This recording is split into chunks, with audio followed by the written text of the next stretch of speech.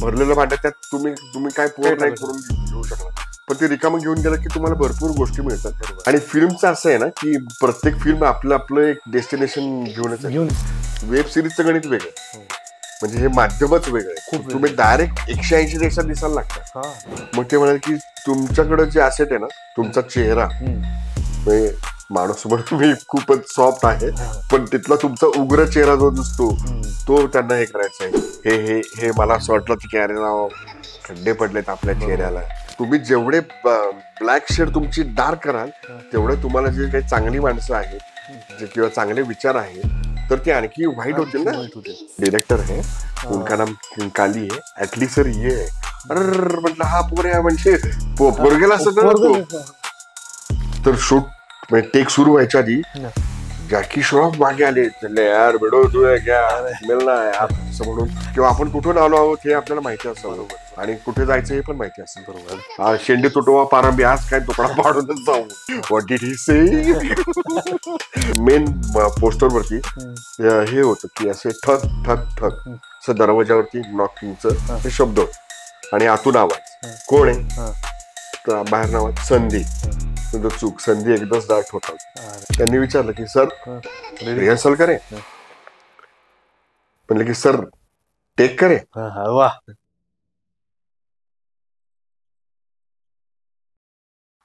नमस्कार मित्रांनो, cutting pay meeting by Chetan Patil या पॉडकास्टवर तुम्हा सगळ्यांचं पुन्हा एकदा स्वागत आहे.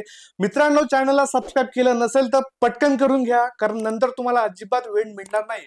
कारण आजचा हा एपिसोड खूप जास्त स्पेशल असणार आहे, कारण आज आपल्यासोबत जे पाहुणे आहेत त्यांना कोणत्याही परिचयाची गरज नाही असे श्रीकांत दादा आज आपल्या सोबत आहेत. दादा तुझं खूप खूप स्वागत आहे. नमस्कार. आपण चहा घेऊयात आणि पॉडकास्टला सुरुवात करूयात. दादा सगळ्यात आधी मनाची गोष्ट सांगतो, मी बिग फॅन, म्हणजे मी बऱ्याच दिवसापासून वाट बघत होता की दादा कधी आपल्या पॉडकास्टवर येतील.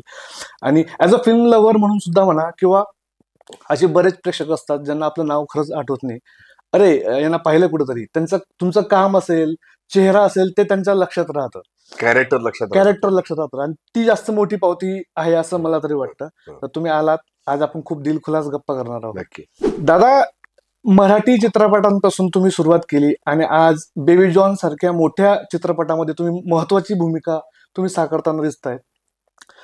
तर हा सगळा प्रवास कसा होता?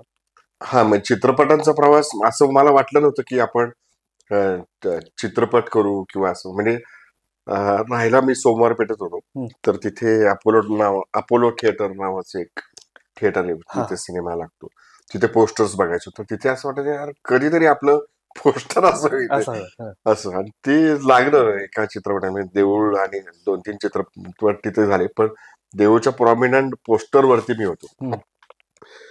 तर म्हणजे हा प्रवास सांगायचा झाला तर पहिला चित्रपट माझा बाधा नावाचा, की जो सुमित्रा भावे, सुनील सुकटणकरांनी दिग्दर्शित केला होता. आणि मग तिथनं प्रवास सुरू झाला. मग पॅरलली उमेश कुलकर्णी माझा खूप जवळचा मित्र, गिरीश माझा मित्र, तर त्यामुळे आम्ही तो FTI ला असताना त्याच्या शॉर्ट फिल्म्स करायला तिथे मदत करायला, स्टुडंट फिल्म्स. हा, तर त्या उमेश साठी ते FTI असायचं, पण आमच्यासाठी ते प्रभात, अरे इथे बापू इथनं येत असतील, इथं राहत असतील, असं ते या फॅसिनेशन मध्ये आम्ही तिथे जायचो आणि मदत करायचो. आम्हाला त्या तंत्राची खूप काही माहिती नव्हती. मग एकदा कळलं की अरे आपण नाटकातले आहोत, नाटक म्हणजे नाटक करतो तेच इथं करायचं, फक्त हे तुकड्या तुकड्याने करायचं एवढंच. अच्छा, म्हणजे हा कॅमेरा लुक का, म्हणजे इकडे बघितलं की असो, इकडे बघितलं की असो, किंवा नाटकात तू निदान समोर तरी असतो, चित्रपटात तो कॅमेरा इकडे किंवा इकडे हा लुक दिला की तू दिसतोस, कारण आपला क्लोज लागलेला, टेक्निक चेंज होते. हा, म्हणजे हे तांत्रिक आहे, पण करायचं सेमच आहे. तर ते आम्ही ते करत गेलो, आणि ते करत असताना शिकत गेलो की हा कॅमेरा अँगल आपण एवढे दिसतो आहोत, इथं काय इंटेन्सिटी लावली पाहिजे पासून तर ते सगळं. मग उमेश पास आउट झाल्यानंतर मग असं ठरलं की आपण मराठी चित्रपटाचे पायोनियर होऊया, आपण पुन्हा एकदा त्याला पुनर्जीवन, असं नाही पण एक वेगळं काहीतरी आपलं योगदान देऊयात, हा, ह्याच्यात एक आपली एक वीट आपली. तर तसं म्हणून मग तो प्रयोग करत होतो. मग गिरीशनी सुंदर स्क्रिप्ट लिहिलं होतं, मग त्याच्यासाठी मग प्रोड्युसर शोधण्यात आले. मग 2007 साली आम्ही वळूचं शूट केलं, आणि मग तो रिलीज व्हायला 2008 25 जानेवारी 2008 ला तो रिलीज झाला आणि मग त्यांनी तिथपासून प्रवास सुरू झाला आणि अजूनही करतो आहे. मग असं करत असताना मराठीत तर करत होतो, पण हिंदीत पण आपण करायला पाहिजे. कारण उमेश नेहमी म्हणणं असायचं की तुम्ही फक्त आपले आपले सिनेमे करू नका, इतर दिग्दर्शकांबरोबर काम करा. वेगळे व्ह्यूज, वेगळे अँगल, वेगळे विचार हे तुम्हाला हे करता आले पाहिजे. नाहीतर मग ते कम्फर्ट झोन तयार होता. हा तुमचा कम्फर्ट झोन तयार होतो आणि तो मोडायला पाहिजे. पण मग म्हटलं की अरे यार, आपण कम्फर्ट झोन मोडायचं म्हणजे काय. मग मी असं केलं की त्यातल्या त्यात कोण आपला मित्र हवा. हा मग सुजयनेच एकदा विचारला आजोबाच्या वेळेस, तू करशील का. त्यामध्ये उर्मिला मातोंडकर होती. म्हटलं अरे आपला क्रश म्हणजे जे चित्रपट बघून आपण तिच्याबरोबरच काम करायला मिळणार. पण भूमिका होती मात्र तिथल्या लोकल, ते फॉरेस्टची लोक असतात त्यांचं. बिबट्यावरती तो चित्रपट होता आणि अनवट होता, वेगळ्या धाटणीचा होता. आणि सुजय तसा आहे, म्हणजे सुजय दिग्दर्शक म्हणून पण एक त्यांनी शाळापासून मी त्याच्या प्रेमात होतो. तर ह्या निमित्ताने हे उर्मिला बरोबर काम करता आलं. मग म्हटलं की अरे आपण हिंदीत काम करू शकतो. आणि मग अशी एक संधी तयार झाली की एक परदेशस्थ, म्हणजे भारतीय वंशाचा परदेशस्थ दिग्दर्शक आहे प्रशांत शेट्टी असं नाव. तर त्यांनी उमरिका नावाची फिल्म केली होती. त्याच्यात खूप मराठी लोक होती आणि असं. पण तो खूप शिस्तबद्ध तो चित्रपट तयार होत होता. मग तिथनं तो हिंदीतला एक नारळ फुटला आणि मग ते कॉन्फिडन्स आला की अरे आपण करू शकतो. त्याच्यात काय, म्हणजे मराठी बोलतो तिथे हिंदी बोलायचं एवढं, बाकी सेमच आहे. मग असं करत असताना मग हिंदीत पदार्पण झालंय. तर मग आपण आणखी मग त्यामध्ये देवाशिष मखी यांनी मला निवडलं. त्याची आजी नावाची फिल्म होती. त्यात खूप सीन नव्हते, पण जे सीन होते ते डेंजर होते. खूप सुंदर. तर ते जोड्याने स्वतःच्या मुलाला झोडपून काढायचं आणि इतकी आरोगन्सी, गेंड्याच्या कातडीचा माणूस असा तो दाखवायचा होता, असं प्रक्षेपित करायचं होतं. आणि ते मुळातच ती खूप वेगळ्या जॉनरची फिल्म होती. ती अंगावर येणारी होती पहिल्या सीन पासून. ती केली, पण त्याच्यातलं पण कॅरेक्टर तो हिंदी बोलतोय पण तो मराठी माणूस, असं एक झालं. असं तू एक मग म्हटलं की अरे हे थोडस आर्ट कडे जाणाऱ्या फिल्म्स आपण वेगळ्या पण करून बघता पाहिजे. मग असे त्यातनं एक म्हणजे तुमच्या कामातनं काम तयार होत जातं असं आहे. पण त्यामध्ये पण असं तयार झालं होतं की हा हिंदी बोलणारा मराठी माणूस किंवा अशी मागणी असणारा रोल माझ्याकडे यायला. मग सेक्शन 375 नावाचा चित्रपट आला होता. त्यामध्ये मी इन्स्पेक्टर होतो, पण इन्व्हेस्टिगेशन ऑफिसर होतो. त्यामध्ये फुल लेंथ कोर्ट ड्रामा आणि सगळी आवडणारी, म्हणजे रिचा चड्डा बरोबर काम करता आलं.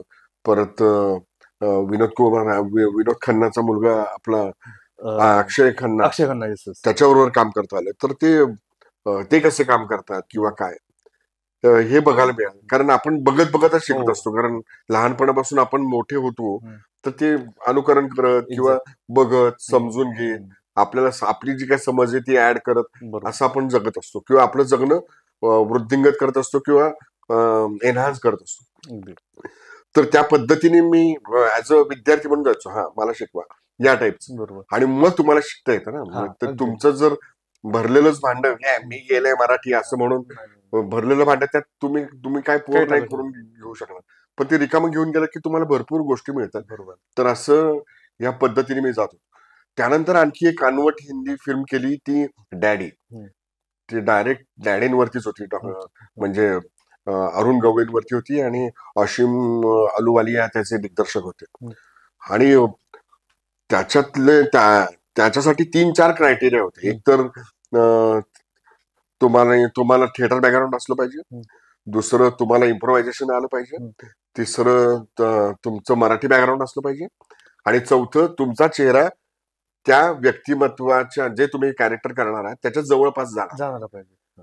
मग तिथे 2-3 एकदा ऑडिशन होऊन परत ते थांबलं होतं. मग परत दुसऱ्यांदा बोलवलं. मग गेलो होतो मुंबईला मी आरामनगर मध्ये. मग तिथे एक प्ले केलं, कॅरेक्टर करून बघितलं. ते सगळ्यांना एकच कॅरेक्टर द्यायचे आणि मग नंतर ते तुम्ही कुठले करणार हे ठरवायचं. सॅम्पल एकच होतं. मग त्याच्यानंतर मग एक स्क्रिप्ट आलं. तिथं फक्त सदा सदा सदा. म्हटलं कोण आहे सदा, असं म्हणून म्हटलं बरं ठीक आहे, सीन आलाय तर आपण करूया. आणि मग ते केलं. त्यावेळेस त्यांनी काही बॅकग्राऊंड किंवा तू कसा आहे वगैरे काय सांगितलं, एक सीन सांगितलं. आणि मग मी आलो पुण्याला. मग पुण्याला येईपर्यंत त्यांचं पुरवलं की सर आप शॉर्टलिस्टेड हो, तो आपको मालूम है कॅरेक्टर कोणसा आहे. मग ते सदा पावले, सदा मामाचं ते कॅरेक्टर होतं. अरे बापरे म्हटलं. पण मग म्हटलं की त्यांनी सांगितलं असेल, पण ह्याची बॅकग्राऊंड पण आपल्याला माहिती पाहिजे. मग काय अंडरवर्ल्ड मधले मराठी चेहरे नावाचं अरुण साधू असं कुठल्या लेखकाचं पुस्तक आहे. त्यात एक एपिसोड होता की असा म्हणजे त्याचा दरारा होता एवढा की तो खुलेआम फिरू शकायचा, सिस्टीमवरती त्याचा होल्ड होता, तो तिथला ब्रेन होता. त्यांनी खूप गोष्टी इनोव्हेट केल्या आणि ह्याच्यामधला हुशारच होता. तर त्यामुळे बऱ्याच गोष्टी सोयीच्या करून घेतल्या. असं ते सगळे आहे. पण असं वाटलं होतं की आता हिंदी गेली, आता काय ऐकत नाही बाबा. पण ती तितक्या लोकांपर्यंत, ज्या लोकांपर्यंत पोहोचली पाहिजे तिथपर्यंत पोहोचली नाही किंवा ती व्यवस्थित रिसिव्ह झाली नाही. आणि फिल्मचं असं आहे ना की प्रत्येक फिल्म आपलं आपलं एक डेस्टिनेशन घेऊनच आपली डेस्टिनी घेऊन येते आणि त्याप्रमाणे ते हे होतं, जसं आपण आपली आपली डेस्टिनी घेऊन आलो तर त्याप्रमाणे असतं. फक्त हे गणित जे आहे ते समूह कलाकृती आहे की ती फक्त फिल्म ही गोष्ट अशी आहे की तो स्पॉटबॉय पण म्हणतो की माझी फिल्म आहे, डिरेक्टर पण म्हणतो माझी फिल्म आहे, कॅमेरामॅन पण म्हणतो माझी फिल्म आहे, ऍक्टर तर म्हणतच असतो. तर असं सगळ्यांना माझी वाटणारं असं ते आहे. आणि पुन्हा जेव्हा सगळ्यांचे श्वास एक होतात तेव्हा तुम्हाला ते त्या गोष्टी मिळतात की ज्या वेगळ्या आहेत, की जेव्हा ज्या खऱ्या वाटू शकतील किंवा मेक बिलीव्ह करण्याचा प्रश्न आहे. बरोबर. तर तुम्हाला तिथपर्यंत पोहोचून घेऊन प्रेक्षक म्हणून घेऊन जाऊ शकतो. बाकी त्याच्यात खूप ऍड आहे की आपणही बोलत असलो मागे म्युझिक टाकलं की वेगळा इफेक्ट येऊ शकतो. असं तांत्रिक खूप आहे. बरोबर. मग तसा प्रवास करत असताना मग आणखी एक हिंदी फिल्म आली. अशा त्या हिंदी फिल्म आता मलाच आठवा लागते मी कुठली हिंदी केली वगैरे. आता मध्ये केनेडी नावाची खूप सुंदर फिल्म केली, ती आता येईल तुमच्या भेटीला. अनुराग कश्यप त्याचे दिग्दर्शक. अनुरागची आणि माझी ओळख उमेशमुळे झाली. उमेशच्या घरी अनुराग मला वाटतं दोबाराच्या शूटिंगच्या वेळेस पुण्यात होतं त्यावेळेस आला होता. त्यावेळेस पुण्यातली सगळी तरुण मंडळी आम्ही सगळी असे भेटलो होतो उमेशच्या घरी. तर त्यावेळेस ओळख झाली होती. आणि मग कट्टू मला फोन आला की असं असं आहे, अनुराग सर हे करणार आहे, तर तुम्हाला हे कॅरेक्टर करायला आवडेल का. म्हटलं मग त्याचे ऑडिशन मग त्या हे करून पाठवली. मग ते झालं. मग त्या सिस्टीम मधनं गेलो आणि मग पहिला दिवस होता. आणि म्हटलं की अरे आता सेटवर जाऊ, सगळं कॉस्ट्युम वगैरे रेडी आणि स्क्रिप्ट कुठे म्हटलं. मग त्या असिस्टंटला विचारलं, म्हणलं की अरे आता सीन जो आहे त्याचं स्क्रिप्ट कुठे. मग ती म्हणाले की सर लिख रहे हैं. मजा येणार आता. आणि मग सेट वरती गेलो तर अनुराग कश्यप ते तुम्हाला इतके ऍट पीस आणि दोस्तच बनवून टाकतात. आणि मग ती तुमच्या ऍक्टरला इतक्या सोप्या पद्धतीने बाहेर काढतात. नाही डायलॉग पण सांगतात. पहिले मग मला लक्षात आलं की पहिला शॉट आहे तो एक काय म्हणतात त्याला, कोलाज नाही म्हणणार, फॉर्मेशन किंवा काय दिसणार आहे, हा तो जो मास्टर शॉट. आणि मग नंतर दुसरा तिसरा शॉट पर्यंत मला वाटतं होतं त्याचं काम. मग तो दुसऱ्या शॉटच्या वेळेस म्हणलं की असं बोललायस ना, हे पण बोल.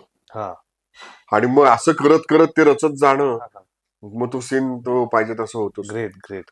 आणि मला अजिबात दडपण नाही आलं, कारण एकदा भेटलो होतो. पण मला हे भारी वाटत होतं की असे अनुराग कश्यप ह्या दिग्दर्शकाचे फॅन्स आहेत आणि तरुण मुलं मुली, आणि त्यांची तडफड असते की ह्या दिग्दर्शकाला मला असिस्ट करायला मिळावं. तर हे मला भारी वाटलं. आणि ते तिथं गेल्यावर कळलंच की का भारी आहे, काय शिकलं पाहिजे या माणसाकडे. तर त्याच्यावर वेगळी मजा आली. तर त्याच्यामध्ये हा होता मला वाटतं राहुल भट प्रमुख भूमिकेत होता. तर तो म्हणलं की सर हम पहिले मिल चुके हैं. अरे म्हटलं की, कारण तो दाढी बिडी ते सगळं कोट बीट घालून. म्हणलं अरे कधी मला काही आठवायला तयार नाही. तो म्हणलं की आपने कौन सी हिंदी फिल्म की आहे. मग मी त्याला सांगितलं म्हणलं हा सर सेक्शन 375 में आपने मेरे कान के नीचे बजाई थी. अरे यार, म्हणलं तो म्हणजे मार खाणार विसरत नाही. आता हो, मार खाणारा विसरत नाही, पण म्हटलं की कसं लक्षात ठेवतील असं म्हणून. पण आपण आपलं करून ते सोडून द्यायचं. हा, एफटीआयचं जेव्हा उमेशमुळे बऱ्याच एफटीआयच्या शॉर्ट फिल्म्स केल्या मी, आणि म्हणजे शिकत होतो त्या निमित्ताने. तर तिथे मला एकदा एफटीआयच्या मुलांचा फोन आला की की सर आम्ही एक फिल्म केली आहे, तर त्याच्यामध्ये रेडिओ चालू आहे आणि काही ग्रामीण गावातली लोक तो ऐकतायत, असं ते जुन्या गावातला तो सीन आहे, तर तिथे तुमचा आवाज पाहिजे सर. अरे म्हटलं आपण आवाजी नट झालो, म्हटलं की नाही का, की आतापर्यंत आपल्याला अभिनयासाठी बोलवायचं, आवाजासाठी पहिल्यांदाच बोलवलं. म्हटलं बरं, मला ही मजा आली. मग तिथे जाऊन ते त्यांना पाहिजे तसं करून दिलं. आणि मग ते म्हटलं की त्या मुलांना म्हटलं की आपल्या फिल्म एका आपण जे यान सोडलंय व्हॉयेजर नावाचं, की त्याच्यामध्ये पृथ्वी तलावरचे सगळे आवाज रेकॉर्ड करून पाठवले, आणि ते शोधतंय आपलं की कोणी ऐकेल, कोणी बघेल, कोणी रिस्पॉन्स करेल, कोणी हे करेल.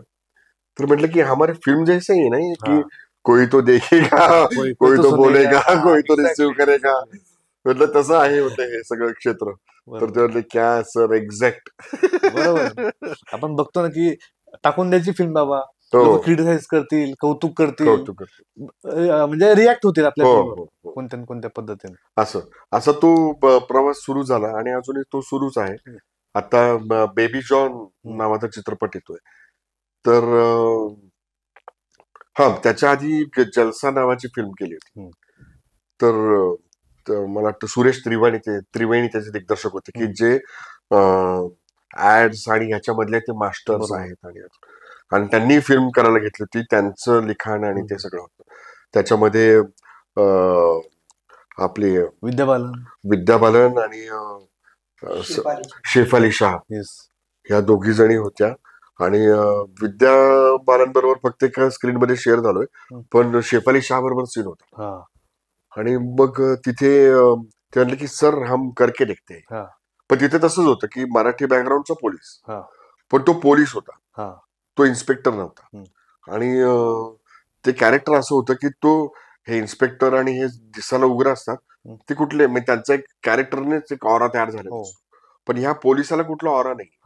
हा अत्यंत प्रामाणिकपणे ते म्हणले की सर आप वर्दी को भूल जाओ, की तो तिथे कामाला कुठे आहे. तो म्हणलं की ये क्लर्क है किसी बैंक में, किसी वैसा मुझे बिहेवियर चाहिए. म्हणजे ओके. मग त्यामुळे त्याच्यातला पोलीस वेगळा दिसतो. म्हणजे मी 7-8-10 पोलीस केले असतील, पण पोलीस खात्यातली कामं इन्स्पेक्टर जास्त, पण हा पोलीस करायला मजा आली. कारण त्या जलसामध्ये भीती काय वर्क करू शकते हे वर्क केलं. आणि त्याच्यातला एक सीन जो होता, ते सुरेश त्रिवेणींनी चॅलेंज दिलं की सर मुझे करुण रस का निचोड चाहिए वगैरे. आणि मग तो सीन त्यांनी लावला एका उडपी हॉटेलमध्ये. तो एका रिपोर्टरशी बोलतोय खाता खाता, आणि त्याच्या मुलीचं 1 महिन्याने लग्न आहे असं.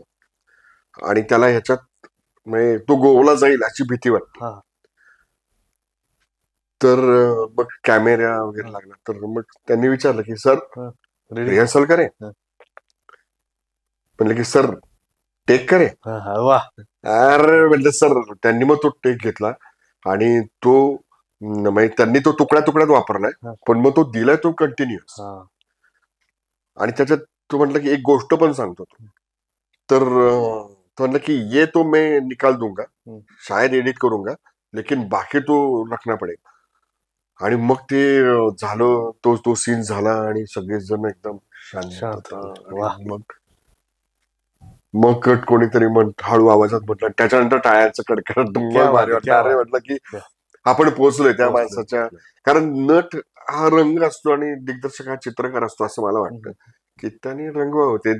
किती डार्क करायचा, किती फेंट करायचा, ग्रे शेड करायची का ब्लॅक करायची का व्हाईट ठेवायची, त्याचं हे आहे. तुम्ही पोचताय की नाही, तुम्ही तो रंग घेताय की नाही, याच्यावरती प्रमाणात घेताय काय याच्याप्रमाणे ते त्या गोष्टी ते तितकं खरं वाटतं. खरंय खरंय. आणि मला आवडलं. मला असं वाटलं होतं की अरे हा चित्रपट बाहेर का नाही बॉक्स ऑफिसला आला, हा कारण तो डायरेक्ट अमेझॉन प्राईम वरती हो, हो. दिसला. तो त्यांच्यासाठीच केला होता. तर मला असं वाटलं की हा चालला असता खरं तर, पण असं ते ते डिसिजन आपले आपण नाही नसतात. घेऊ शकत ते. आपण आपलं काम करायचं, करायचं. प्रामाणिकपणे करायचं आणि सोडून सोडून द्यायचं. द्यायचं. बऱ्याचदा तर मी काही वेब सिरीज पण केल्या त्या दरम्यान हिंदी, हा. तर त्या काय काय तर मी पण बघितलं नाही. मग लोक, कारण वेब सिरीजचं गणित वेगळं, हो. म्हणजे हे माध्यमच वेगळं आहे. खूप तुम्ही वेगळं. डायरेक्ट 180 देशात दिसायला लागतात हा. असं म्हणून. आणि ते काय रिॲक्ट करतील किंवा काय तो कारण आपण त्या चित्रपटाशी काय पद्धतीने हे समरस होतो किंवा पिक्चर आपण सगळेजण बघत असतो, पण त्यातलं जे काही रिलेट होणं ते त्याचं प्रत्येकाचं वेगवेगळं असतं. वेगवेगळं असतं. बरोबर. ते घेऊन जात. बरोबर. म्हणजे वळूच्या वेळेस पण असंच झालं. तो दिसायला कॉमेडी चित्रपट आहे, हा. पण त्याच्यात सांगणं आहे. हा. देऊळच्या वेळेस पण तसंच झालं. म्हणजे गिरीचं लिखाणच तसं आहे की वरपांगे ते तुम्हाला गुदगुल्या करतं, पण चिमटे काढतो. हा म्हणजे मला असं वाटतं की ते एकदम परफेक्ट पॅकेज असतं की जो जे वांचेल तो त्याला, ज्यांना कॉमेडी पाहिजे त्यांच्यावर कॉमेडी आहे, ज्यांना विचार आणि गहन डेप्थ मध्ये पाहिजे तो ते पण आहे. म्हणजे असं सगळं परफेक्ट कॉम्बिनेशन पॅकेज असलेलं गिरीशचं लिखाण असतं आणि त्यामुळे ते उमेशला दिग्दर्शन करायला आणखी सोपं जातं किंवा ते एकमेकांना हातात हात घेऊनच ते पुढे जातात. बरोबर बरोबर. सर आता बेबी जॉन हा इतका मोठा चित्रपट येतोय, आम्ही टीझर पाहिला, ट्रेलर पाहिला, खूप सुंदर काम केलंय आणि एडिटिंग वाईज, ऍक्शन वाईज खूप सुंदर आहे. तर त्यात तुमची नेमकी भूमिका काय आहे जे तुम्हाला सांगायला आवडेल तर, आणि तुमची निवड कशी झाली? कारण मराठी, हिंदी आणि आता हिंदी चित्रपट आहे, पण डिरेक्टर साऊथचे आहेत इटली, तर ते कसं काम करतात वगैरे? हा, तर हे मलाही हा प्रश्न पडला होता की मला डायरेक्ट फोन आला, असं ते झालं. नॉर्मली प्रोसेस मध्ये काय होतं की कास्टिंग डिरेक्टर कास्ट करतात आणि मग पुढच्या गोष्टी होतात आणि मग तुम्ही फायनल होता. इथे डायरेक्ट त्या प्रोडक्शन हाऊस कडनं मला फोन आला आणि त्यांनी सांगितलं की ॲटलीची फिल्म आहे आणि मग असं. तर म्हटलं की बरं मी येतो भेटायला. आणि नाही, पहिल्यांदा मला तेवढा वेळ नव्हता, काहीतरी माझं शूट चालू होतं. तर तो म्हणाला की नाही सर, हे पर्सनली तुम्हाला भेटायला बोलवत आहे, 1 तासभरच असेल, पण तुम्हाला पर्सनली भेटायला लागेल, झूम वरती वगैरे नाही होणार. म्हटलं बरं, पण मग तोपर्यंत ॲटली, जवान एवढेच हे गणित माहिती होते. मग मी गेलो त्यांच्या प्रोडक्शन हाऊसला आणि मग यायला वेळ होता. मग म्हटलं बर, मग तोपर्यंत आपली मला वाटतं वर्ल्ड कपची मॅच चालू होती, मग ती बघून काढली. मध्ये एक बराच वेळ म्हटलं अरे कधी येणार, किती वेळ झाला. मग ते 1-1.5 तासांनी ते काहीतरी लोकेशन फाइंडिंग साठीच गेलो. मग त्याच्यानंतर भेटलो आम्ही, मग चर्चा वगैरे झाली. म्हटलं की ओके सर, ओके. मग एक सीन त्यांनी पाठवला होता, तर की हे करके देखते. मग आम्ही ते तो सीन करून बघितला. म्हणजे ओके फाईन सर. पण थोडेसे टेक्निक वेगळं होतं की मराठीत किंवा आपण सटल लेवलला किंवा नैसर्गिकरित्या करण्याचा प्रयत्न करतो, ते फक्त थोडस एक लेवलने वाढवलं की तुम्ही, किंवा कधी कधी जास्त पण कमर्शियल असल्यामुळे. हा, तर ते अपेक्षित होतं. आणि पॅरलली मी विचारलं की अरे मला कसं काय, माझ्यापर्यंत कसं काय पोहोचलं. तर मग ते आपली आधी केलेली कामं तिथं मदतीला येतात. की तुम्हाला असं वाटत राहतं की हे काय बघत नसणार वगैरे, पण त्यांचे असिस्टंट म्हणा किंवा ते सुद्धा ते बघून शोधून की बघा सर, मग ते म्हणाले की तुमच्याकडे जे ॲसेट आहे ना, तुमचा चेहरा, माणूस म्हणून मी खूपच सॉफ्ट आहे, पण तिथला तुमचा उग्र चेहरा जो दिसतो तो त्यांना हे करायचा आहे. हे मला असं वाटलं की अरे राव, खड्डे पडलेत आपल्या चेहऱ्याला, कसं काय कोण आपल्याला खूप घेणार.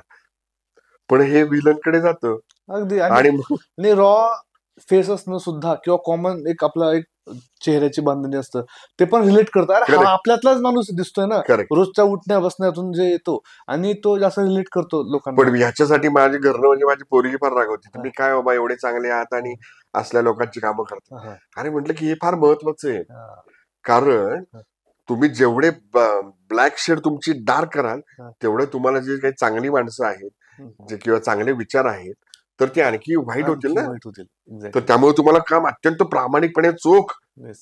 आणि पूर्ण मेहनतीने करावं लागतं, Yes. तरच तुम्हाला ती गोष्टी मिळणार. खरंय खरंय खरंय. असं. Yes. तर हा प्रवास पुढे चालू असताना मग त्यांनी सांगितलं की चेहरा आणि हे सगळं तुमचं आधीचं काम आम्ही बघितलं आणि मग आम्ही तुम्हाला अप्रोच झालो. आणि मग म्हटलं बरं. मग ते शूटिंगचं डेट्स, शूटिंगची गंमत म्हणजे पहिल्या 2 तारखा दिल्या त्या 2023च्या. पहिला सीन हा. वरुण धवन आणि माझा होता हा. की माझा एक माणूस येतो आणि मग मी त्याला रागवतो, चाकू बिकू असं. आणि मग हिरो येतो, हा. तो दिसत नाही असं तो, हा. आणि मग तो अचानक दिसतो हा. आणि मग घाबरतो आणि तो ज्याला की यांनी मारून टाकलाय की किंवा असं वाटत आणि तो याला मारतो. मग पहिल्याच सीन म्हणजे पहिल्याच दिवशी विलन मेला. म्हटलं किती छान. म्हणजे त्यातलं जर आपण अध्यात्म बघितलं की जन्माला येणारा प्रत्येक माणूस मरणार आहे याची जाणीव ठेवा, तुमचं कॅरेक्टर भरतं आहे. तर असं मी माझ्या अर्थ लावत परत आलो आणि ते तब्येतीत शूटिंग होतं. मग एके दिवशी मला सांगण्यात आलं की सर आपको एटली को मिला नाही. म्हटलं अरे भेटतोय ना मी. नहीं सर, वो एटली के फर्स्ट एडी थे, अभी वो इसके डायरेक्टर है, उनका नाम काली है. एटली सर ये है. अरे म्हटलं हा पोऱ्या म्हणजे पोरगेला असं कळतो. अरे म्हटलं हा एटली असं माझं एक हे झालं. मग मजा आली. पण तो फारच एवढे 7-8-10 सुपर डुपर हिट असलेले चित्रपट त्याच्या मागे असले तरी तो खूप सॉफ्ट आणि डाऊन टू अर्थ आणि सॉफ्ट स्पोकन तो त्या ऍक्टर कडनं. तो टेक्निकली खूप साऊंड आहे, त्याला त्याच्या गोष्टी खूप क्लिअर आहेत आणि त्याच्याकडेच तयार झालेला काली किंवा काय कॅली आम्ही म्हणत होतो, तर तो दिग्दर्शक होता. तर मी इतके दिवस त्यालाच ऍटली समजत की हाच आहे बुवा, माझा ऍटली हा आहे. अर्थातच. मग दादा शूटिंग करत असताना ऍक्च्युअल सेटवरचा अनुभव कसा होता? काही दडपण वगैरे काही असेल असं? नाही ते फारच गंमतशीर होतं. ते सगळे एकतर मोठा तामझाम, मोठी कमर्शियल फिल्म, ह्यूज बजेटची फिल्म म्हणजे काय असतं, 2-2, 3-3 कॅमेरे, हजारो लोक तिथे होती असं म्हणून. तर मडला शूटिंग होतं जग्गू दादांबरोबर. कारण ते ठरत नव्हतं म्हणजे चालू होते बोलणी की चल रहा है. कारण म्हटलं अरे हा फिल्म सुरू झाली, 1 दिवस शूट झालं, पुढे काय. मग नंतर मग ते असे 2 दिवस, महिन्याला 3 दिवस असे टप्प्याटप्प्याने शूट करत होते.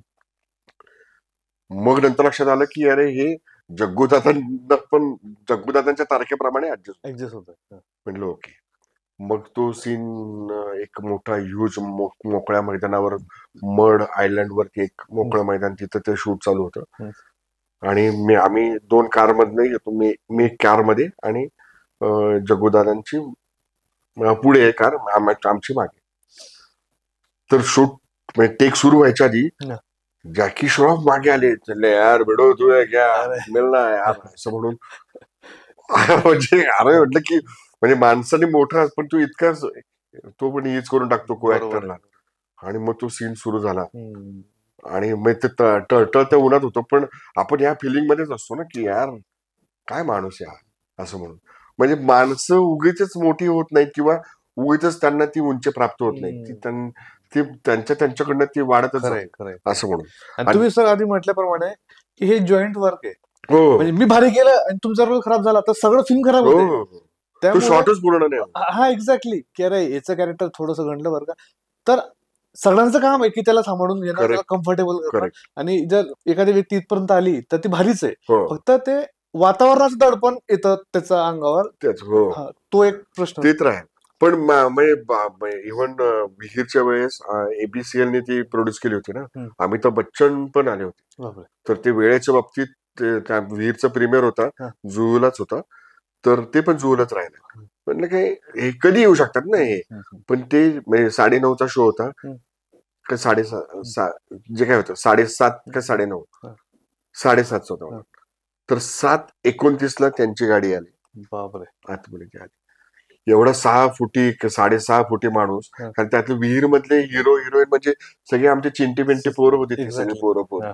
तर त्यांच्याशी ते वाकून बोलत होते. अरे म्हटलं की नाही का असं म्हणून. आणि म्हटलं की मी तिथे व्यवस्थित होतो ना, म्हणजे विहीरच्या याला माझ्यासाठी रोलच दिला नव्हता गिरीशने. तर एक सीन आहे ते तो बोलायचं नाही. म्हटलं बर ठीक आहे, ते मग मी काय करायचं सांग, कारण बच्चन प्रोड्यूस करणार आणि मी नाही म्हटलं. म्हणजे घरचं लग्न आणि कार्यकर्त्यांचे फोटो नाही. तो म्हणलं बर एक सीन आहे त्यात तुला एकही शब्द बोलायचा, आणि त्याच सीनवरती बदलींवरती खूप प्रश्न विचारले गेले वगैरे वगैरे असं. मग जेव्हा बच्चनला असं असं भेटायची वेळ आली, तर तेव्हा सगळे बाउन्सर, कारण मी सगळ्यात शेवटी जाणार माणूस होतो, कारण व्यवस्था माझ्याकडे होती. मग नंतर मग गिरीश आणि उमेश लक्षात अरे हा तिकडेच आहे ना, मग बोलून घेतलं आणि मग सांगितलं की हा श्रीकांत, आम्ही 15-20 वर्षांपासून एकत्र नाटकं करतो आहोत. मला बढिया, चलो फोटो निकालते असं म्हणून मग बच्चन बरोबर फोटो, म्हणजे अरे बच्चन असं मी टच करू शकतो असं ते होतं. ते टीव्हीत पाहिलंय. हो. तर ते एक स्वप्न पूर्ण झालं. अशी बरीच स्वप्न. तर आता पुन्हा तसंच आहे, जग्गू दादा पण तसेच आहेत, आणि त्यांच्या धाकट्या भावाची भूमिका माझी होती. आणि त्यांचा अवतार म्हणजे असे केस आणि अशा मिशा बिशा ते लावलेल्या, आणि तो ऑरा घेऊनच ते आले होते. पण ते जेव्हा कट व्हायचे तर तेव्हा ते काय कूल, म्हणजे बाकी ज्युनियर आर्टिस्ट असतात किंवा स्पॉट बॉय यांच्याशी पण त्यांची दोस्ती होती. म्हटलं अरे हा काय माणूस आहे ना, म्हणजे नाही नॉर्मली मोठे स्टार असेल तर ते कशाला ह्या लोकांना हे करतील ना, पण कायचा भिडो तेरे को देखा मैंने, तुला असिस्ट में वगैरे, इतकं ते त्यांच्यात मेमराईज होतं. म्हटलं अरे हे शिकण्यासारखं आहे आपल्याला. नॉर्मली आपण विसरून जातो, म्हणजे पाय जमिनीवर कशी ठेवायचे हा हे खरं शिकण्यासारखं, किंवा आपण कुठून आलो आहोत हे आपल्याला माहिती असावं, आणि कुठे जायचं हे पण माहिती असावं. बरोबर, अगदी बरोबर. असं म्हणून. आणि मग असे त्यांच्याबरोबर तिथे सीन होते. तर म्हणजे माझ्यासाठी ती शाळाच होती, किती काम करतायत आणि मी बघतोय. आणि टेक्निकली ते खूप साऊंड होते. तुम्ही त्यांनाही माहिती, तू कहाँ से निकल दे रहा है, इधर से इधर कट होगा और इधर से इधर लगाएगा ना. अरे म्हटलं हा विचार आपण नाही करत. आपण आपलं ऍक्शन म्हणल्यावरती आपले आपले डायलॉग आपलं ह्याने ते करायचं. तू कुठे कॅमेरा लाव, हे जे काही शिकलोय, तर आता आपल्याला ह्याही गोष्टी शिकाव्या लागणार आहे की केवढं दिसणार आहोत, कुठून कुठपर्यंत आहे. बरोबर. तर तिथं जे काही एनर्जी लावायचं ते बापरे माइंड ब्लोईंग. म्हणजे हे लाईव्ह मला बघत होते की अरे हे बघ इथे शिक आता. खरंय म्हणजे हे जे अनुभव आहेत ना, पैसा मिळतो, नाव मिळतं, पण अशा लोकांकडून शिकायलाही मिळतं. मुक्त विद्यापीठ आहे, डायरेक्टली तुम्हाला जितकं तुम्ही काय घेताय याच्यावर, बरोबर, तुम्हाला काय, तुम्ही काय अप्रोचने तिथे आला आहात आणि तुम्हाला त्याप्रमाणे गोष्टी मिळतात. बरोबर. आयुष्यात सुद्धा हेच आहे, हेच सूत्र आहे. म्हणजे तुम्ही डोळे कान ओपन ठेवा. करेक्ट. कारण बरेच लोक काय करतात, फोन पाहत आपलं आपलं झालं का, पण एन्व्हायरमेंट मध्ये कोण कसं काम करतंय, कोण काय करतंय. बरेच लोक अशी पण असतात की त्यांचं काम संपलं की ते डीओपीच्या मागे उभे राहतात, डिरेक्टरच्या बाजूला जाऊन बसतात की हा काय करतोय बाबा, नेमकं काय शिकतोय, सांगता येत नाही कधी काय कामाला येईल. तर दादा तुम्ही आता मराठीत काम केलंय, हिंदीमध्ये पण काम केलंय, तर प्रत्येक इंडस्ट्रीचा काहीतरी चांगल्या सवयी असतात की त्या इंडस्ट्रीला ग्रो करण्यासाठी मदत करतात. तर अशा कोणत्या सवयी असतील किंवा पॅटर्न असतील किंवा शूट करण्याची पद्धत असेल, जे काय असेल ते आपण ऍज अ मराठी इंडस्ट्रीमध्ये अप्लाय केली पाहिजे? नाही, मी ह्याच्यासाठी आणखी एक चित्रपटाचं मेन्शन करेल. 1000ची नोट नावाचा चित्रपट आला होता. शेखर श्रीहरी साठे नी दिग्दर्शक केला होता. की श्रीहरी साठे हा परदेशात शिकून आलेला, मुंबईचा राहणारा, फिल्म मेकिंग फिल्म प्रोडक्शन शिकून आलेला असा तो दिग्दर्शक. तर त्याची 21 दिवसांची फिल्म होती. तो म्हटलं छोटी फिल्म आहे सर, फेस्टिवल साठी करतो. त्याच्यातले त्यांनी माझ्यासाठी 5 दिवस घेतले, आणि 4थ्या दिवशी संध्याकाळी पुन्हा ती भाषा तिकडची होती, मले तुले वाली. पुन्हा त्याच्यातले जे ऍक्टर ऍक्ट्रेस होते ते पुणे आणि मुंबई, कारण भोरला शूटिंग होतं. तर सिंग साऊंड होता. जर मलेला मला आलं किंवा तुलेला तुला आलं तर परत डबिंग, आणि सीन करताना पूर्ण सीन करायचं. ही शिस्त. मग क्लोज तुझा असो, माझा असो, इतर कुठल्या कॅरेक्टर, त्यामध्ये पण मी इन्स्पेक्टर, वेगळा इन्स्पेक्टर तुम्हाला त्यातला दिसेल. राग इथपर्यंत तो दिसेल. राग येतो म्हणजे मी बरोबर काम केलं. तर माझ्या सीन मध्ये मी आणि माझे 5 पोलीस, म्हणजे चुकण्याची शक्यता 6 पट. अगदी अगदी एखादी टेक दिला तरी परत रिपीट. हा, कोणी जरी, कारण ठरलं काय की अख्खा सीन करायचा, मग परत पहिल्यापासून सीन करायचा, परत पहिल्यापासून सीन करायचा, असं म्हणून.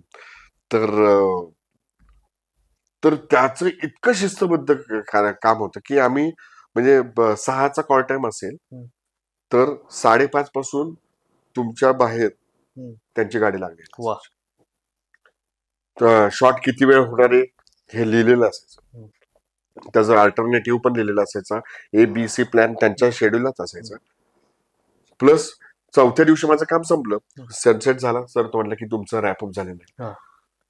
म्हटलं अरे तू उद्याचा पण दिवस घेतलाय ना माझा. तो म्हणला सर तो लागणार नाही, पण मी तुम्हाला पे करणार आहे. म्हटलं असं नको करू, मी काम करणार नाही तर कशाला पे करतो. म्हणलं सर मला माहिती, मी ऑलरेडी पैसे कमी दिले तुम्हाला. म्हटलं बरं ठीक आहे, मी घेईन पैसे, पण मला सांग की 5वा दिवस का घेतला. तो म्हणला की माझी सर ही खूप छोटी फिल्म आहे, मला त्या बजेटमध्ये बसवायची, त्यामुळे ती 21 दिवसातच बसवली. दर 7 दिवसांनीच तिथं सुट्टी असायची, मग दिवसाची रात्र त्या 7 दिवसात व्हायची, मग त्याच्यानंतर पुन्हा 1 दिवस सुट्टी असायची, त्याच्यातनं मग 7-21 दिवसात तो पूर्ण चित्रपट झाला होता. मग म्हटलं मला कारण सांग ना की 5वा दिवस का नाही. तो म्हणलं की सर कसं आहे, त्याचं काय म्हणतात त्याला, एडिटिंग पण पॅरलली चालूच असायचं, रात्री तिकडनं आलं की एडिटर रात्री बसायचा ते कापायला.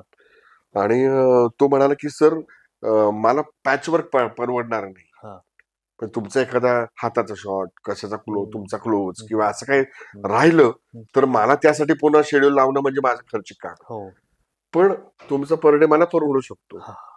इतकं सिम्पल रिझन होतं. एवढ्या शिस्तीत मी नाही कोणती फिल्म केलेली. तर ते मला वाटतं की जर तो शिस्तबद्धपणा जर सगळीकडे आला, हिंदीत सुद्धा किंवा मराठीत सुद्धा, तर अत्यंत योग्य बजेटमध्ये तुमचं काम.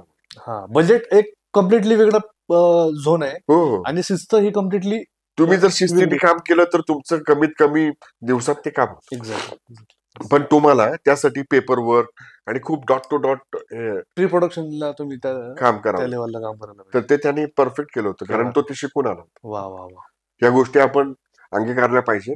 आणि एकही शब्द, कारण एकतर ती शिवराळ भाषा होती, तिकडची जी भाषा होती, म्हणजे त्या शिव्या पण विशेषण होती, तर ते जर समजून, ग्रामर समजून तुम्ही बोलला तर ते सोपं, पण ते सेन्सॉरला चालत नाही. मग त्यामुळे मॅक्झिमम शिव्या माझ्याच तोंडात होत्या, तर त्यामुळे म्यूट होतं ते. पण त्यांनी तशीच ती फिल्म खूप फिरवली आणि मलाही त्यातलं काम माझं जे काय आहे ते आवडलं. ग्रेट असं. पण ती शिस्त जर सगळीकडे आली तर बजेट हे कन्सर्न नाही राहू शकणार असं मला वाटतं. करेक्ट. अपार्ट फ्रॉम दॅट, हिंदीमध्ये काम करतानाच्या काही गोष्टी तुम्हाला ज्या आवडल्या असतील ते आपण घ्यायला पाहिजे मराठीत काम करताना, अप्रोचला घेऊन असतील किंवा क्लॅरिटीला घेऊन असतील. जसं तुम्ही म्हटलं की ऍटली खूप टेक्निकली साऊंड आहे आणि क्लॅरिटी त्याच्याकडे प्रचंड आहे, तर तशा काही गोष्टी असतील. ते व्यक्तीनुसार बदलत राहत. मग आता तुम्ही म्हटले की हिंदीत काम करताना चे अनुभव खूप वेगळे होते. जसं ऍटली सोबत काम करताना तो टेक्निकली साऊंड होता, त्याला क्लॅरिटी होती सगळ्या गोष्टींची, किंवा मोठमोठी लोक सोबतचे को ऍक्टर्स असतात त्यांना एकदम कूल ठेवतात, काम डाऊन, कम्फर्टेबल फील करण्यासाठी मदत करतात. तर अशा बऱ्याच सवयी असतील ज्या हिंदीतले चांगले असतील, जे आपण मराठीत सुद्धा अप्लाय करायला पाहिजे. हो, बरोबर आहे. तर मग तुमचं, तर त्या केसमध्ये काय की हे माध्यमात असं की हे व्यक्ती सापेक्ष बदलत राहत. तर आणि ते तसंच आहे की हाताची 5 बोट तसं प्रत्येक व्यक्ती गणित बदलत राहते, कारण प्रत्येक युनिक आहे, प्रत्येकाची थॉट प्रोसेस वेगवेगळी आहे. मी जास्त कम्फर्ट झोन तिथं फील करतो की म्हणजे उमेश, की जो माझा मित्रच आहे, की त्याला माहिती आहे मी काय पद्धतीचा अभिनय करू शकतो, काय लेवलने जाऊ शकतो, किंवा माझी बलस्थानं त्याला माहिती आहे, किंवा गिरीशला सुद्धा माहिती आहे की तो लिहितानाच असं लिहितो की म्हणजे मला डोळ्यासमोर ठेवून. तर मग त्याच्यातनं तुम्हाला कम्फर्ट झोन मध्ये जातात. मग मी काय करायला लागलो की आता आपल्याला कम्फर्ट झोन मध्ये जायचं, मग दिग्दर्शकालाच आपला दोस्त करायचा. तर त्यामुळे मॅक्झिमम मी माझ्या मित्रांच्या फिल्म्स केलेल्या आहेत, आणि अगदी आता ऍटली म्हणा किंवा हे ते किंवा अनुराग सुद्धा, ते नंतर म्हणजे तुम्ही तुमचं एक मैत्र स्थापन केलं की तुम्हाला काम करणं सोपं जातं. एक त्रयस्थ भूमिका राहतच नाही. आणि मग तुम्हाला सांगितलं आता ते 1,000ची नोट हम्म. ह्या चित्रपटावेळेस, तर तो श्रीहरी येऊन तुम्हाला रिक्वेस्ट करायचा हम्म. की बाबा रे मला तुझ्याकडनं हे पाहिजे, हा. तू दे. तुझ्या शेजारीच मी असायचो, हा, हा. पण मला नाही ऐकायचं. हम्म. तो त्या नटाला जाऊन सांगायचा आणि रिक्वेस्ट करायचा. हम्म. आणि मी एका क्षणाला होतं की यार तू रिक्वेस्ट नको, चल लाव कॅमेरा, चल हा. आलंय आता, चल तुला पाहिजे ते हुकूम देतो. सोड बाबा तू. हा हा चल आता. हा. कारण आपल्याला नेहमी अशी सवय हा. असते. काही वेगवेगळे दिग्दर्शक असतात ते हा. त्यांना त्यांचं हे आरडाओरडा. करत असतात. पण ते तो त्या कामाचा भाग आहे, तो Exactly. सगळ्यांना अलर्ट करण्याचा भाग आहे. आणि आता आणखी एक खूप छान लव्ह स्टोरी 2 याच्यामध्ये मी काम केलं. त्याची स्टोरी पण फार इंटरेस्टिंग आहे. त्याची स्टोरी म्हणजे अशी की लव्ह स्टोरी आहे ती.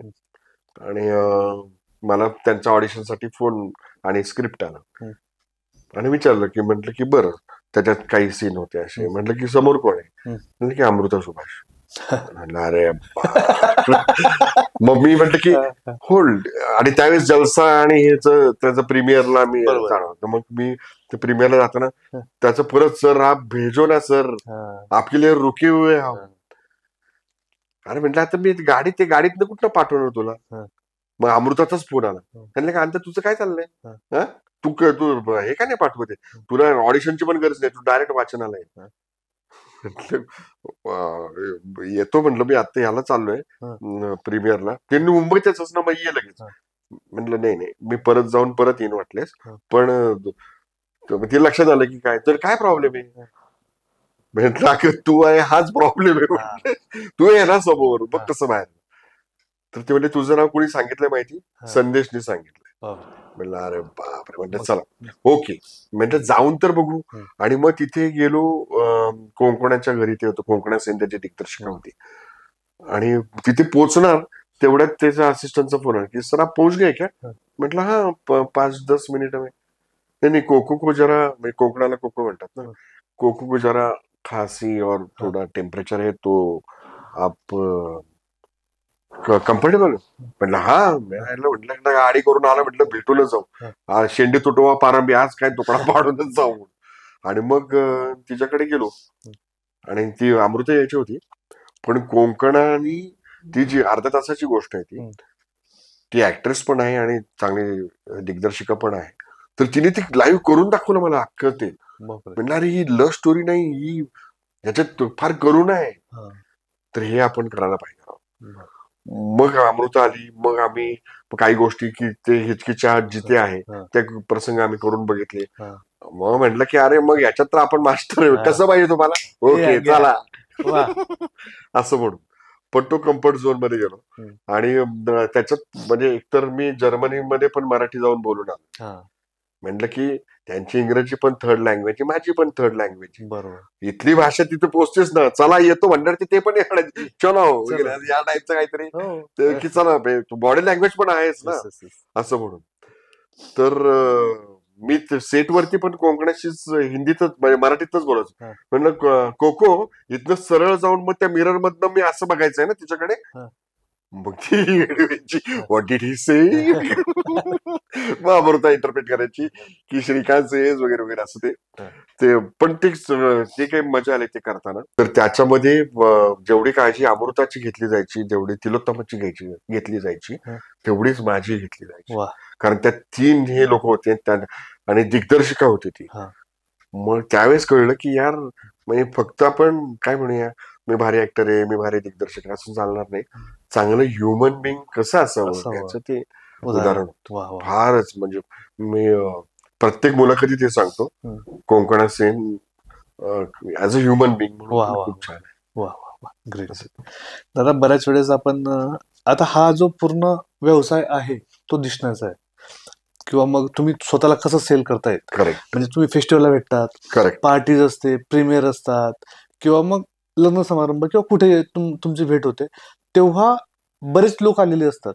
तर ही एक संधी असते नवीन ओळख निर्माण करायची किंवा स्वतःचं काम पोहोचवायची. तर जसं आता तुम्ही म्हटलं की उमेश सरांच्या घरी तुम्हाला अनुराग सर भेटले वगैरे. तर ऍज अ ऍक्टर म्हणून ह्या संधींना किती सिरियसली घेतलं गेलं पाहिजे? कारण ही संधी चालून येते आणि अनऑफिशियली चालून येते, कारण की पार्टीमध्ये चिल असतात सगळे ऍटलिस्ट. तर ह्या संधीचा कसा वापर ऍज अ ऍक्टर म्हणून केला गेला पाहिजे? नाही म्हणजे मी काही खूप अटेंड करत नाही किंवा मला असं प्रामुख्याने वाटतं की तुमचं काम आहे ना हेच तुमचा झेंडा पुढचं हे करतो. कारण ह्या लव्ह स्टोरी मधनं मला पुढची फिल्म आली last man in the tower म्हणून. त्याचा दिग्दर्शक परदेशस्थ होता बेन म्हणून. तर तो ह्या कादंबरीच्या मोहात पडून त्याने ते फेस्टिवलसाठी एक वेगळी फिल्म करायला घेतली. तर मग मला असं कळलं की माझं जे कास्ट आहे मला हे काम मिळण्यासाठी माझं कोणतं काम बघितलं गेलं तर ह्याच्यातलं काम पहिलं तुम्ही प्रामाणिकपणे मेहनतीने तुमचं काम करत गेलं तर तुमच्याकडे संधी आपोआप तयार होतात. हे नेटवर्किंग आहे या क्षेत्रात. पण त्याने तुम्हाला काम मिळेलच असं नाही सांगते. किंवा पहिलं तुम्हाला जसं कुठल्याही कंपनीत तुम्हाला द्यायचं असेल तर तुमची डिग्री हा गेट पास असतो. बरोबर. तर तुम्हाला पहिलं काम मिळवावं लागतं. बाकी पुढची कामं कामातनं काम असं मिळत जातं. बरोबर. आणि तुमचं कुठेतरी हे बघितलं जातं, कोणतरी बघतं आणि ते तुम्हाला कास्ट करतात. किंवा आता हल्ली तर कास्टिंगच्या म्हणजे हे तयार झाले कास्टिंग डिरेक्टरच्या की जर तुम्हाला काम हवं असेल तर त्यांना जाऊन सांगायचं की हा माझा बायोडाटा, हा मी असा दिसतो, माझी उंची एवढी, माझा असं दिसतो. मग तिथे काय ऑडिशन्स घेतल्या जातात. तर तुम्हाला काम मिळवावं लागतं. पहिल्यांदा तुम्हाला ही संधी कशी मिळेल ह्याच्यासाठी काही गोष्टी कराव्या लागतात. मी पण मेकॅनिकल इंजिनियर आहे. तर एक उद्योजक नावाचं मासिक तेव्हा 25-30 वर्षांपूर्वी यायचं. आता माहिती नाही. तर त्याच्यात एक मेन पोस्टरवरती हे होतं की असे ठक ठक ठक असं दरवाजावरती नॉकिंगचं ते शब्द होते आणि आतून आवाज. कोण आहे तर बाहेर नावात संधी. चूक संधी एकदाच दाट ठोठावते. तसं ते आहे ही संधी तुम्हाला कशी कुठून कधी मिळेल काही सांगता येत नाही. तुमचा प्रवास चालू ठेवायचा. कारण हा प्रवाही तुम्ही जेवढे असाल तेवढ्या तुम्हाला संध्या उपलब्ध होतात. किंवा एखादी संधी मिळाल तर त्याचं काय करायचं याचं तुम्हाला नक्की माहिती पाहिजे. आता तसंच की संधी मिळाल्यानंतर तुम्ही जेव्हा सेटवर जातात तेव्हा हजारो लोक तुमच्याकडे पाहत असतात. हा बोलतो कसा आहे, वागतो कसा आहे, स्पॉट बॉयशी कसं आहे डीलिंग आहे. तर ती एक संधी तुम्हाला 10 संधी ओपन करून देऊ शकते किंवा 10 संधी हिनवून घेऊ शकते. करेक्ट. कारण की सेम लोक कुठं ना कुठं एकमेकांशी कनेक्टेड असतात. अरे उसको मत ले यार, उसका बहुत झिकझिक आहे. पण लोक म्हणतात की मला कमी स्किल सेटवाला माणूस चालेल पण झिकझिकवाला किंवा अनप्रोफेशनल किंवा वेळेवर येत नाही हे नको पाहिजे. अशा पण गोष्टी मग ते सांगितलं ना शिस्त ह्याच्यात त्या बऱ्याचशा गोष्टी आहेत. आणि तुम्ही चांगलं म्हणजे तुम्ही ह्युमन बिंग असणं हे पण जास्त महत्वाचं. कारण ह्याच्यात ताण एवढा असतो कारण तुम्हाला ठराविक वेळेत तुम्हाला तो क्षण निर्माण करायचा असतो. जर तुम्ही करू शकला नाही तर तुमच्यावरती एवढे पैसे लावलेले असतात नाही का. कधी कधी असं होतं म्हणजे तो मेंटल ब्लॉक होतो किंवा रिपिटेशन्स होतात. पण तुम्ही हे याच्यासाठी तुम्ही फोकस नसता थोडक्यात किंवा तुमचा फोकस शिफ्ट झालेला असतो. तुम्हाला एकाग्र होण्यासाठी या सगळ्या गोष्टी तुम्हाला काही एक्सरसाइजेस कराव्या लागतात. कारण मी दर मुलाखतीत सांगतो की बाकी सगळे कलाकार त्यांची म्हणजे गायक असेल तर त्याचा रियाज करतो. सकाळी पहाटे 4ला तो तंबोरा लावून बसतो किंवा काय त्याचं ते सा लावून बसतो. डान्सर्स असेल तर ते रोज सराव करतात. नट ही मंडळीच अशी आहे त्यांच्यासाठी पण एक्सरसाइज आहेत. आवाजाच्या आहेत, एक्सप्रेशनच्या आहेत, फिजिक्स. कारण तुमचं देहच दिसणार आहे ना. त्यामुळे तुम्हाला ते तर कन्फर्म म्हणजे प्रॉपर ठेवायला पाहिजे.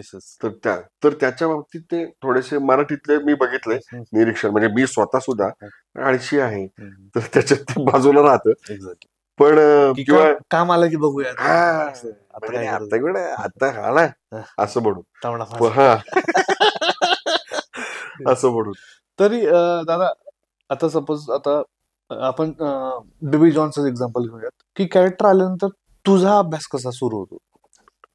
तू काय बघतो जसं तू आणि डेली लाईफ मध्ये जसं ऍज अ ऍक्टर म्हणून तुझं काय डेली रुटीन असतं खाण्यापिण्याचं असेल किंवा सरावाचं असेल तर आणि एखादा कॅरेक्टर आल्यानंतर तुझा अभ्यास कसा सुरू होतो. माझा अभ्यास म्हणजे एकतर दिग्दर्शकाला नेमकं काय हवं आहे हे आपल्याला जाणून घेतलं पाहिजे आणि आपण त्याच्या जवळ मग तोच आपला अभ्यास असतो ना. आपण त्याच्या डोक्यात जे आहे आणि मी करणार आहे ह्या दोन व्यक्ती एकच दिसतील हे जेव्हा होतं तर त्यावेळेस तुम्ही ती भूमिका जगला किंवा प्रेक्षकांना सुद्धा तेच वाटतं की अरे येस हेच होतं म्हणून असं म्हणून. तर तो तुम्ही त्या क्षणाला किंवा काही एनहान्स करत असेल तर दिग्दर्शक येऊन सांगतो की सर ये थोडा ऐसा लेते.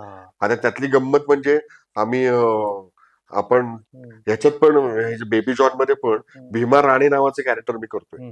तर त्याच्यात तो मराठी माणूस आहे, राणे आडनाव आहे आणि पॉलिटिकल बॅकग्राऊंडचा आहे, पुन्हा त्याच्यात पुन्हा ब्लॅक शेडचाच आहे, कारण हे विलन आहेत ज्या की आम्ही सगळे विलन या प्रभागात मोडणारे आहोत. तर म्हणजे भीती पण वाटली पाहिजे, आरोग्यन्स पण दिसला पाहिजे. तर आपला मराठीतला आरोग्यन्स म्हणजे आपण काय बोलतो, पण ते जेव्हा ते दक्षिणेतील दिग्दर्शक असतो तेव्हा ते यायला क्या कर रहे तू या टाईप शॉर्ट मध्ये ते म्हणजे ते सगळं तुम्हाला हे करता आलं पाहिजे, कोपअप करता आलं पाहिजे, तो म्हणतो त्याप्रमाणे करता आलं पाहिजे. आणि कॅलीचं तर गंमत त्याच्या डोक्यात पिक्चर पक्का असायचा की काय दिसणार आहे आणि ते कॅरेक्टर पण. तर त्यामुळे तो बऱ्याचदा ते करून दाखवतो की सर वो ऐसा, आणि डोळ्यातनं पाणी बिणी काढून अरे चल चल चल चल लाव कॅमेरा मी करतो लगेच, ह्या टाईपचं तो म्हणजे तिथपर्यंत नेऊन सोडायचा. डायरेक्ट डेमोरेडी असतो असं पाहिजे, कारण त्यांची भाषा पण ती मध्ये मध्ये यायची ना, ती तिकडची दक्षिणेकडची. तर त्या ह्याच्यामध्ये असल्यामुळे तू पहिल्यांदा त्या भाषेत हे करायचा डायलॉग्स आणि मग नंतर तू हे करायचा.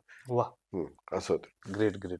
आता ह्या सगळ्या प्रवासामध्ये जरी बरेच सिनेमे आपण करतो तरी ऍक्टर म्हणून थोडं ब्लॉकेज किंवा आपण आपला माइंड एम्प्टी होतो किंवा आपल्याला सापडतच नाही किंवा मग एक्सप्रेशन येत नाही, अशा गोष्टी नॅचरल असतात का येणं? हो, असतात. ते ह्युमन, तुम्ही कुठल्या फेज मधनं आला आहात त्याप्रमाणे तुमची माइंडसेट असते. तर ऍक्टरचं तेच काम आहे ना की ते कट ऑफ करून तुम्ही इकडे येणं आणि इथल्या एक वेगळं विश्व जे कल्पनेतलं आहे की ज्या माणसाला त्यांनी बघितलं पण नाहीये त्याला साकार करायचं आहे. तर ही फार गंमत आहे या ह्याच्यात की म्हणजे लेखकाच्या कल्पनेतला माणूस दिग्दर्शकाच्या सांगण्याप्रमाणे आपण तो करायचा आणि त्याचा एवढा विचार करायचा की त्याच्या घरी कोण कोण असेल, तो काय खात असेल, तो काय पित असेल, तो त्याचं शिक्षण किती झाले असेल, त्याचे मित्र कोण असतील, बारीक बारीक बारीक बारीक बारीक तुम्ही हे करायचं, इन्व्हेस्टिगेशन करायला लागतं की जो कल्पनेत आहे आणि तो माझ्या पण कल्पनेत नाही, तो लेखकाच्या कल्पनेतला माणूस. मग कल्पनेतल्या माणसाचा आपण एवढा विचार करायचा तर हा हाडा माणसाचा माझा मित्र आहे, हा माझ्या घरातले, तर त्यांचं किती करायला पाहिजे, आणि आपोआप एक सामाजिक भान येतं असं मला वाटतं. त्यासाठी हे करावं. आणि सपोज आता ऑन दिस सेट ब्लॉकेज आला आपल्याला आणि सगळं थांबलंय आपल्यासाठी, त्या परिस्थितीत काय करतात? कोणी म्हणतं की अरे म्हणजे सिगरेट लागत जे काय असेल, आय डोंट नो, म्हणजे बाकीचे लोक असतील की मला ब्रेक पाहिजे बाबा, कोणी शांत बसतं, what ever it may be. हा, मी शांत राहणं हे जास्त हे आहे. तर त्यासाठी नटाने काही मेडिटेशन किंवा हे केलं तर त्यांना, किंवा कोणीही केलं तर, कारण ही परिस्थिती अशी प्रत्येकाच्या आयुष्यात कुठे ना कुठे येत असते, त्यांच्या त्यांच्या व्यवसायात किंवा त्यांच्या त्यांच्या फेज मध्ये. तर आतून शांत असणं हे सगळ्यात महत्वाचं आहे. आणि जेव्हा तुम्ही काम आणि कूल असात ना, तर तेव्हा तुमचा परफॉर्मन्स नक्कीच एनहान्स होऊ शकतो. आणि मग त्यासाठी ज्या गोष्टी आहेत, मेडिटेशन म्हणा किंवा ध्यान धारणा, योग साधना, ह्याच्यातनं तुम्हाला त्या नक्कीच सापडू शकतात. असं ते आहे आणि हे मी करतो. तर इतके सगळे तुम्ही रोल्स केलेत, तर कधी फजिती झाली असेल तुमची सेटवर असेल किंवा लोकांना भेटताना असेल, तर अशा काही गमती झाल्या म्हणजे असे खूप आहेत. तर त्यातलं प्रॉमिनंटली लक्षात, आयुष्यभर लक्षात राहील असं वळू पहिला चित्रपट आणि सगळे अमिताभ बच्चन त्रिशूळ मधले, खिशात 5 पैसे नाहीत पण 5 लाख का सौदा करणे वगैरे, ह्या टाईपचे सगळे पेटून उठले सगळे. आणि मग अभिनयासाठी तर मला लिहिलेलंच होतं, पण प्रोडक्शनला पण मी काम करत होतो. कारण जेव्हा मी कॅमेऱ्याच्या पुढे पळत नव्हतो तेव्हा कॅमेऱ्याच्या मागे पळायचो. बरोबर. तर त्याचा हिरो वळू, तर तो आता वळू कशाला वापरतात तुम्हाला चांगलं माहिती. तर त्याला आणला टेम्पो मधनं आणि नुसताच बांधून ठेवलाय. तो आपला चारा खा हे खा. तर त्याला जिथं ठेवला होता त्याच्या 500 मीटर पलीकडे एक गोठा होता आणि त्याने घेतली उडी पलीकडे. अरे बाप रे, आणि पहिला मुहूर्ताचा शॉट तिथे चालू आहे, तिकडे पलीकडे शूटिंग. आणि मी सगळं घेऊन चाललोय, ते गिऱ्याचा फोन तिकडे की अरे कुठे तू घालता, इथं पत्रकार वगैरे सगळे निघून चालले. अरे आणि मी एकदम काम नाही येतोच आहे, हे निघालं जीप मध्येच सगळे. आणि मग त्याला ते जे ट्रेनर होते त्यांनी ते चुचकारत वगैरे हे आणलं वगैरे. आणि मग तिथे जाऊन सांगितलं की लगे अरे असं असं झालं तर बर त्याला ठीक आहे आता आपण हे करू. मग ते स्क्रिप्ट काढलं म्हणजे गिरीश हा सीन होऊ शकत नाही. त्याच्यामध्ये असं लिहिलं होतं की वळू शांतपणे 10-12 गायींच्या मध्ये रवंथ करत बस. हा सीनच होऊ शकत नाही म्हटलं. कारण मी हा सीन नाही फुली आहे फुली. अरे देवा, ती कल्पना आहे फक्त. तो नाही शांत बसलो आणि तो खराच हिरो होता रे.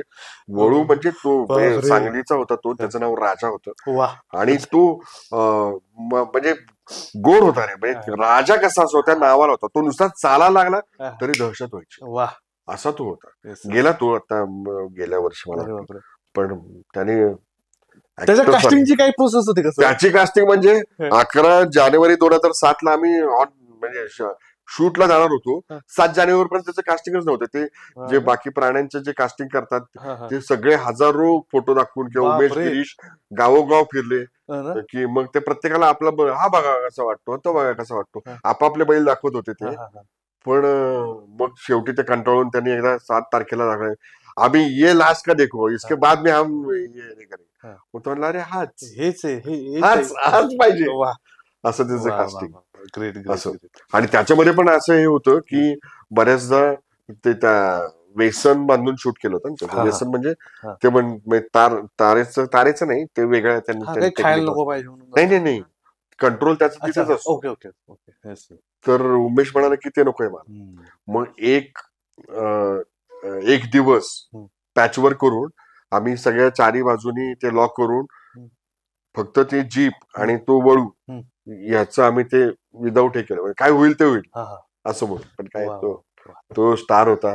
त्यांनी त्याचे शॉट दिले आणि त्याने जे काही धुमाकूळ घातला तो ऍज अ स्टार म्हणून आणि डिझर्व केला. हो. आणि असं म्हटलं जातं की तुम्ही जर प्रथम दिग्दर्शन करत असाल तर लहान मुले आणि प्राणी शक्यतो टाळा. ह्याच्यात दोन्ही होती. लहान मुलं पण होती म्हातारी लोक सुद्धा बऱ्यापैकी. हो नाही पण ते आर्टिस्ट होते ऐकू तर शकतात ना ते. यांचं काय करणार लहान मुलांचं. त्यांच्या मूड प्रमाणे असतो तसंच प्राण्यांचं असतं. म्हणून तर ते घेऊ नका म्हणतात.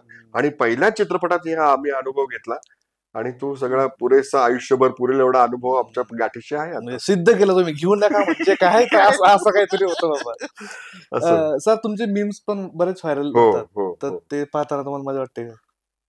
हा मजा वाटते म्हणजे एकतर देऊळ सारखा चित्रपट म्हणजे त्याचं कारण पुढे विहीरच आहे. मग विहीर नंतर मग लेखक आमचे मित्र गिरीश कुलकर्णी यांना सांगितलं म्हटलं मी ऍक्टर आहे मी प्रोडक्शनला मला वापरू नका प्लीज. फोकस करायचा. आणि अरे काय तुझ्या मित्राला तू असं हे करतो. तो म्हणलं बरं पुढचा चित्रपट सगळ्यांबरोबर सीन आहेत माझे बाकी. कारण तो देऊळ 4 तासाचा झाला होता. एवढा मोठा चित्रपट झाला होता. तर माझं एडिट नाही झालं फार काही कारण माझ्या सगळ्यात बरोबर सीन आहे. मग त्यात 45 लीड्स आहेत.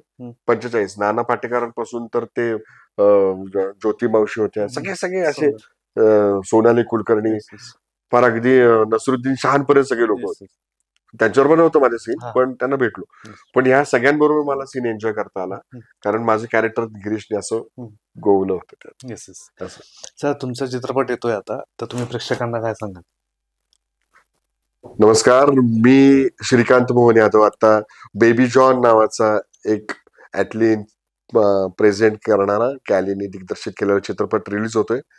तर नक्की तुम्ही मजा कराल अशी कमर्शियल फिल्म आहे. वरुण धवन त्याचं लीड करतो आहे. वामिका गब्बी आहे त्यात. कीर्ती सुरेश आहे त्यात. जॅकी जग्गू दादा आहेत त्यात. म्हणजे इव्हन सलमान खान पण आहे. हा तर असा तो फुल ऍक्शन पॅक चित्रपट तुमच्या समोर येणार आहे आणि त्याच्यात मी खलनायकाच्या भूमिकेत आहे. तो नक्की बघा. वा वा ग्रेट.